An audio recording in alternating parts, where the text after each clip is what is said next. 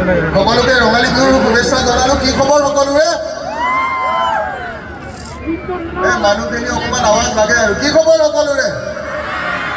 ভালে আছেনে? বঢ়িয়া বঢ়িয়া। পোনপ্ৰথমতে সকলোৱেতো যিহেতুকে আহিছে আজি, কোনে কোনে মোক চিনি পায় এবাৰ হাত দাঙি দিয়কচোন। ধন্যবাদ, খুব ভাল লাগিছে।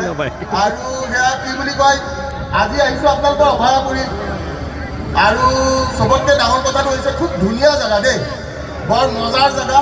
আৰু জেগাখিনি বৰ মানে এনেকুৱা লাগিছে সোমাই আহোঁতে চব নিজৰ মানুহে লগ পাই অহা টাইপ লাগিছে। খাইছোঁ খাইছোঁ হয় নহয়? হা চবে খাইছে আহিছে নে ভালকৈ? একদম নিজা নিজা ফিল এটা হয়। আমাৰ চব নিজৰ মানুহ, আমি অসমীয়া মানুহ। আৰু অসমীয়াৰ এটা জাতীয়তাবাদ আছে, মই যিটোৰ কাৰণে সদায় সংগ্ৰাম কৰি গৈ আছোঁ। যিমানে পগলা বুলিয়ে নকওক, ভিতৰত আছে বহুতে পগলা বুলি কয় হয়নে? কিন্তু জাতীয়তাবাদটো আছে। আজি পাকিস্তানক এই জেগা আমি ল'ব নিদিওঁ, বাংলাদেশক এই জেগা ল'ব নিদিওঁ।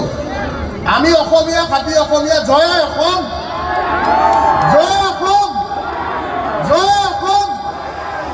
বাকী ৰঙালী বিহু কেনেকুৱা গ'ল আপোনালোকৰ? এতিয়াতো বিহু অলমষ্ট শেষে হ'ল, সাত বিহু শেষ হ'ল, একদম আহি লাষ্ট পালোঁ আমি।